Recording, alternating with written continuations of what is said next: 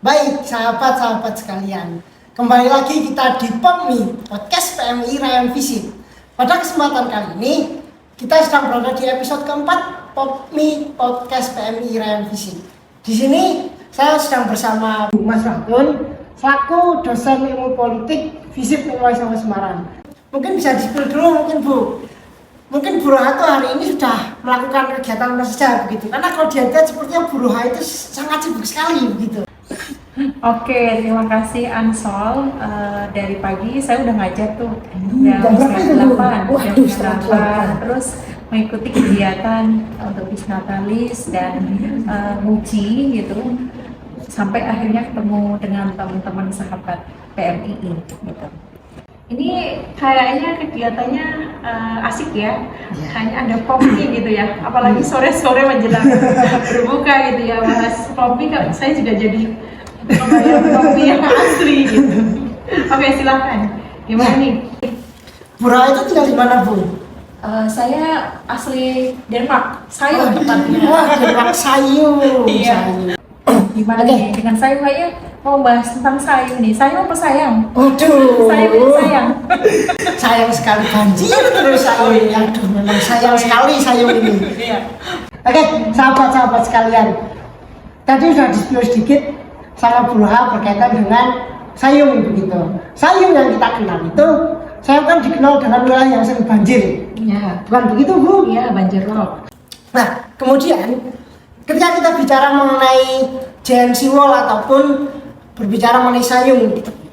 Sayung itu kan dikenal sebagai wilayah yang apa ya, hampir mungkin kalau tiap hujan banjir gitu. Nah, kira-kira Bu Roha ini sebagai warga Sayung itu apa sih yang dirasakan Bu? Apakah marah, kecewa, atau bagaimana Bu sebenarnya Bu? Oke, sebelum saya mungkin tadi ya Ansel bilang marah atau kecewa, saya mau bercerita ini tentang tentang desa saya ya, bagian kecil dari Kecamatan Sayung gitu, tepatnya Surodadi ya.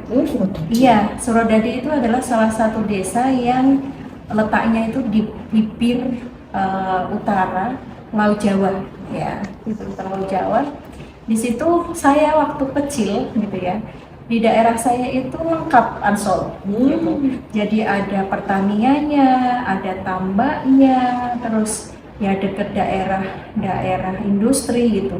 Jadi pertama saya tahu gitu ya, sebagai anak-anak itu tinggal di pantai itu menyenangkan, karena kalau Ansol masih ingat ya, buku-buku berkaitan tentang bahasa Indonesia itu selalu bercerita tentang ayun semilir pantai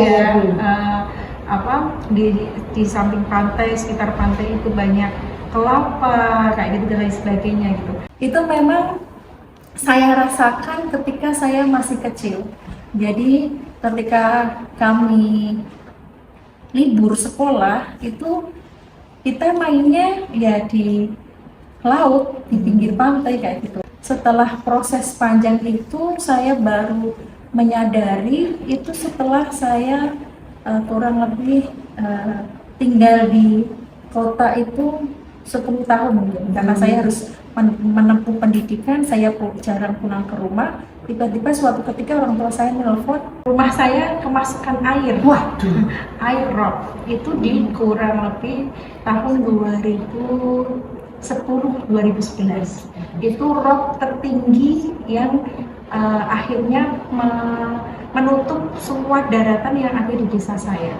Nah, setelah rob itu tertinggi itu muncul, itu hampir setiap hari itu kami harus berjibaku dengan kedatangan rob. Kalau sekarang itu ke siklus itu tuh menurut saya semakin sering, karena mungkin tanah di daerah pesisir laut utara Jawa itu mungkin sudah menurun gitu, dan permukaan air itu naik, sehingga kemudian saya melihatnya ketika rob itu tiba, itu seakan-akan semua daratan itu tertutup dengan air laut. Nah, di sini tentu banyak hal ya, banyak sebab kenapa banjir yang yang kami alami itu seakan-akan tidak pernah selesai, karena memang daratan itu selalu turun dan air laut itu selalu naik.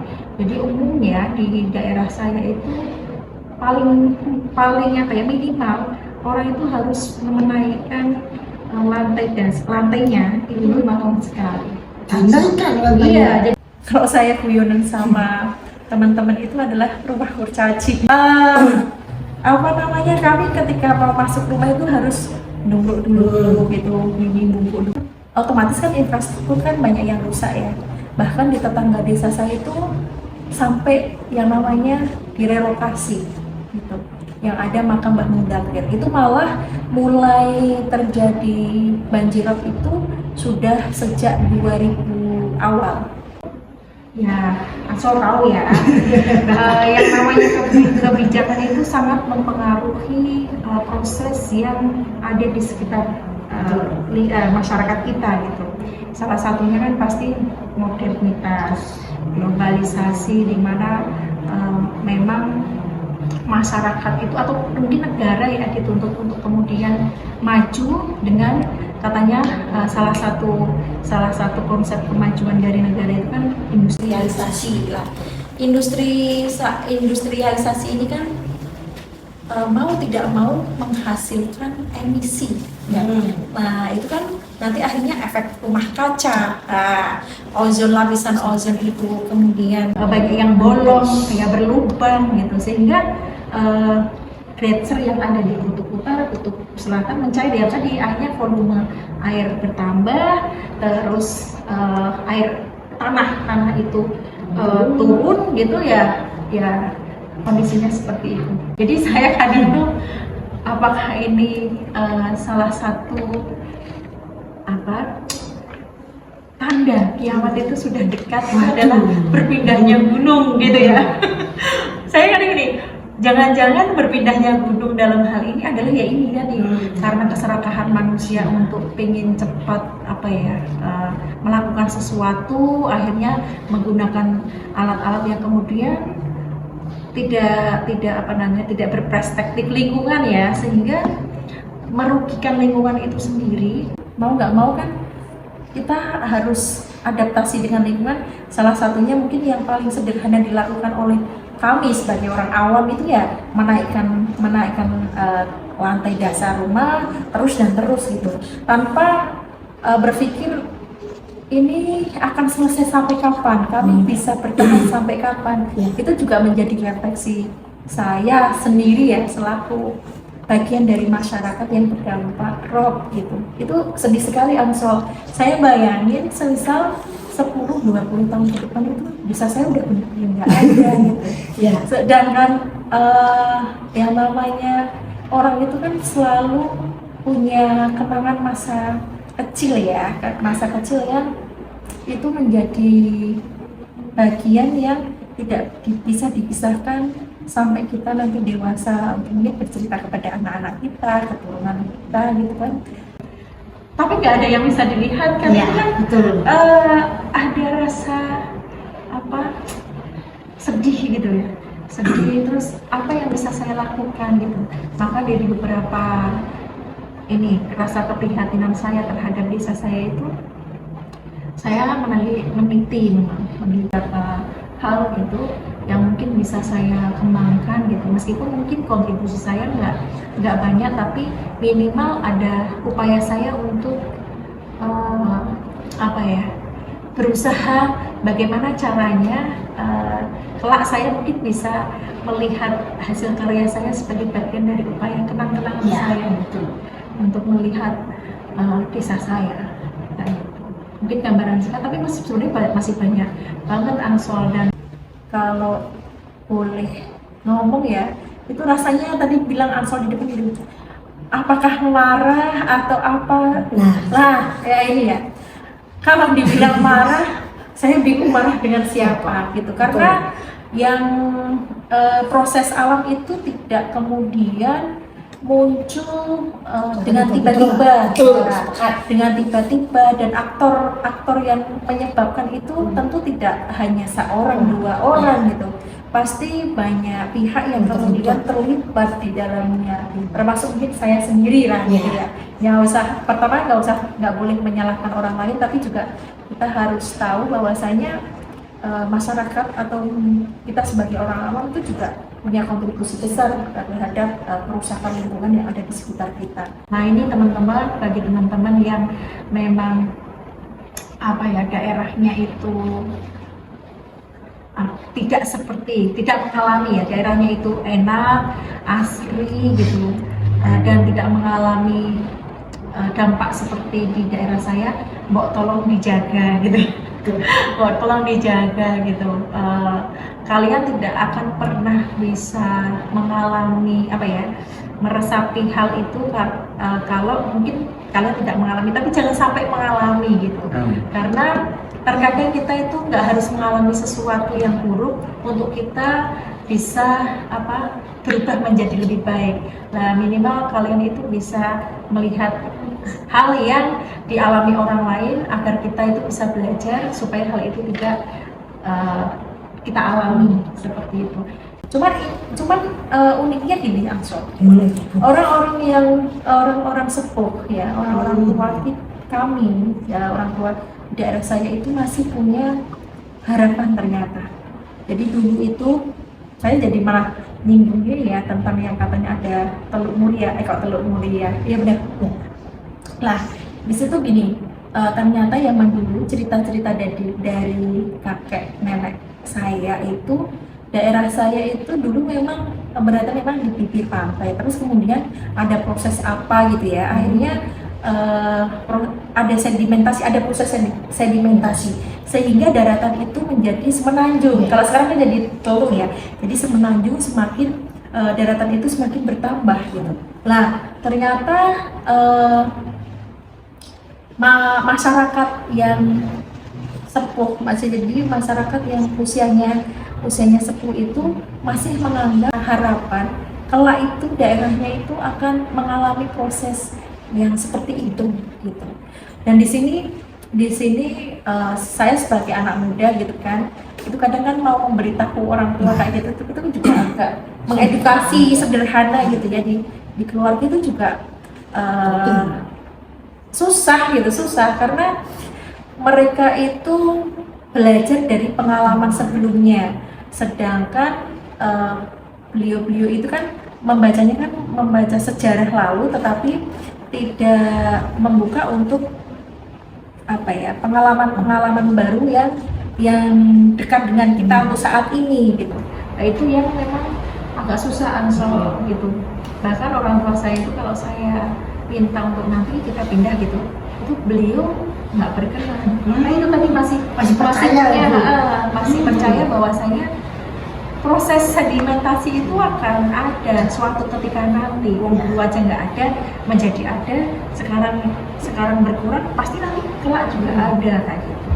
Dan itu hal yang kadang juga saya merasa saya gagal ini memberitahu orang tua gitu. Tapi memang namanya orang tua ya, itu kan hidup dengan kenangan ya, seperti halnya kalian itu. Meskipun kalian bertahun-tahun di kota gitu, tapi saya yakin ketika kalian dalam kondisi lagi sedih pentingnya kan pulang ke rumah gitu. Ketika datang ke rumah itu masa lalu kalian itu pasti akan muncul secara tidak langsung. Oh iya, di tempat ini saya pernah ngapain, bermain dengan siapa, permainan apa yang saya lakukan, itu pasti ada gitu. Dan itu memang sedih Ansor. 2021 itu saya meneliti terkait tentang partisipasi masyarakat dalam upaya penanganan rob itu. Ya ini gini, percaya atau tidak percaya Ansor, karena mungkin ini ya daerah-daerah kayak seperti daerah saya itu harusnya memperoleh dana afirmasi. Jadi tidak dana-dana yang biasa aja gitu, karena kondisinya sudah tidak biasa. Jadi harus ada afirmasi. Misalnya bansos gitu. Tetapi dalam proses beberapa tahun itu masyarakat itu mengalami yang ya Allah ngeri sekali tuh, setiap berangkat kerja mereka harus melawan tol gitu. Terus kadang motor-motor mereka pada macet karena kena tol.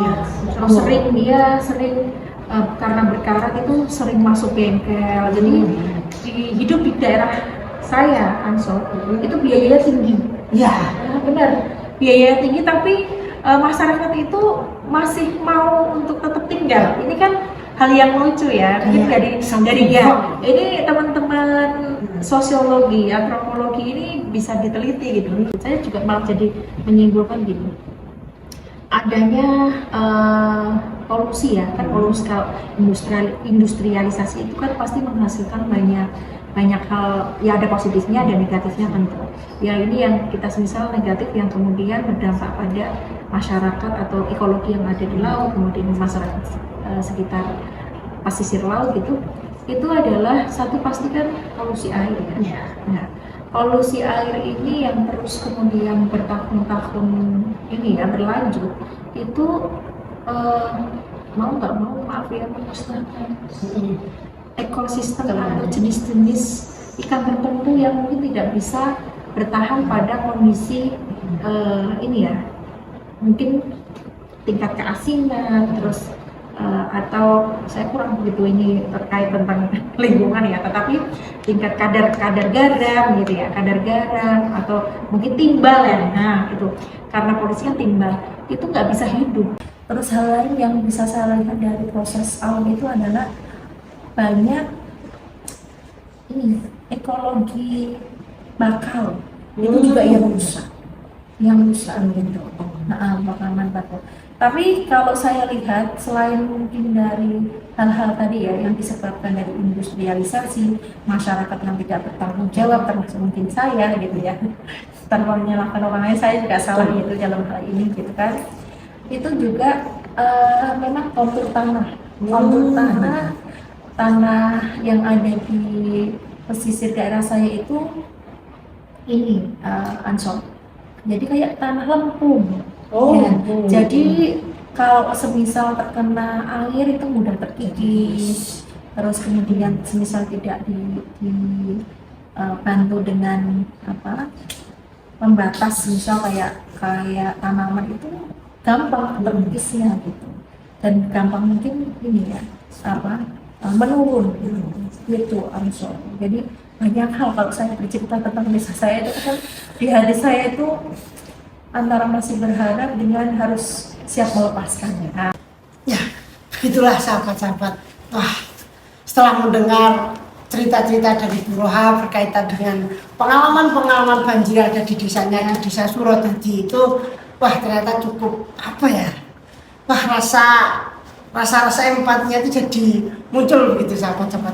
Bu Roha tadi mengatakan yang sedikit tersentuh juga bahwa Bu Roha juga mengatakan tidak pengen kehilangan desanya gitu, karena tidak ingin sejarah kenangan-kenangannya itu hilang hanya karena disebabkan oleh banjir yang timbul di dalam sekitar daerah Ibu Roha ini tinggal gitu.